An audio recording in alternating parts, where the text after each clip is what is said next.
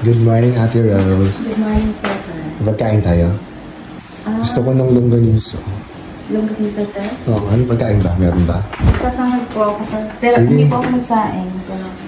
Okay lang sa kanin. Sige. Kaya may dating tayong bisita ngayon na ano. Baka kumain dito si Eric. Kasi, di ba atas magkano tayo? Magpa-photoshoot tayo today! Apo, sir. Tama kayo ni Lindy sa photoshoot natin. Apo. Tapos, pero kumain mga tayo.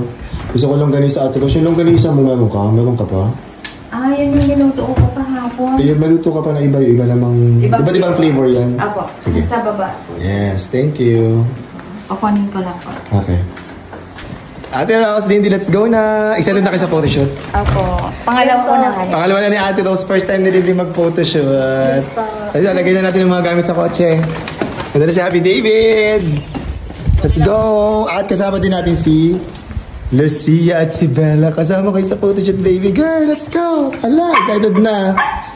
Hindi makababa si Bella. Hindi matulong bumaba.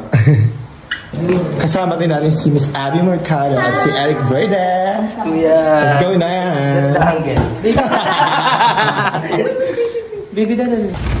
We're here. We're here na. Miss Abby with Bella. Ate Rose and Lindy, let's go. Nasa Ate Rose yan? Yun na. Kamusta ka naman dyan, Ate Rose? Okay lang po, sir. Artista ka na.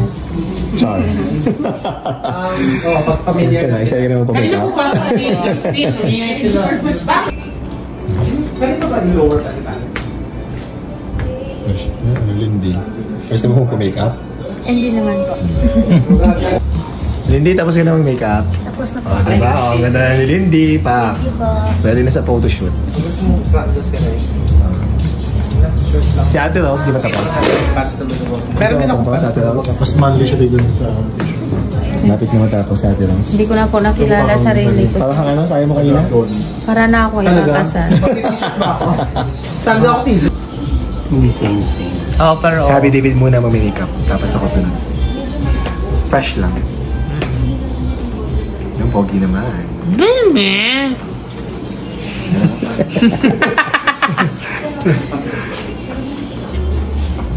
Ate Rose, gutom na kami ni Lindy. Hindi na nakain. Baka matanggal po yung... Sayang yung makeup niya. Ayaw kumain ni Ate Rose kasi sayang Kaya makeup na niya. po ako kakain. Pero si Lindy, bahala na daw. Ang pake, si Lindy.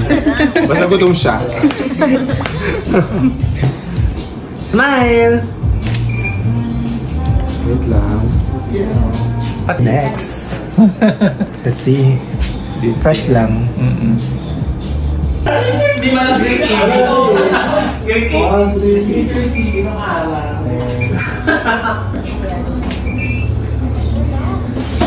Smile sa likod, napakit. Yan. Yun. Smile, Pati Rose. Lucia! Bella! Lucia, Bella! Hello! Sabi niya, you can't sit with me. Char. So ito na nga mga Happy Bees. Mag-shoot na kami nila Happy David. At kasama namin si Ate Rose at si Lindy. Okay, alam niyo ba ito kung sino ito? Bago namin ito kasama sa bahay. Charot. Si Ate Rose at si Lindy. Oh. Parang lalaban talaga sa Miss Universe. Ay, teka lang, si Ate Rose ba ito? Tsaka si Lindy? Hindi po. Parang bagong recruit. Charot. At bakit tayo magpo-photoshoot today? Wala lang. Kasi gusto namin mag-photoshoot. Charot. So ngayon magpo-photoshoot kami, si Lindy tsaka si Atos sinama namin. Para din meron silang bagong profile picture sa kanilang page, di ba, Atos? Tapos na ba kayo kanina yung una, yung individual nyo? O, di ba, abangan nyo yung kanilang bagong picture sa kanilang profile page. Di ba, di nyo nakilala mo mga artista, di ba? Kinabog pa kami, chot. Let's go na, Happy David! This is Happy David. Alam kung bakit? Kasi kasama din namin sa photoshoot si Lucia at Bella! Lucia at Bella! Ayun, hello! Cute! Pati si Lucia. Lucia B. Oh, di ba? Happy B, fam. Oh.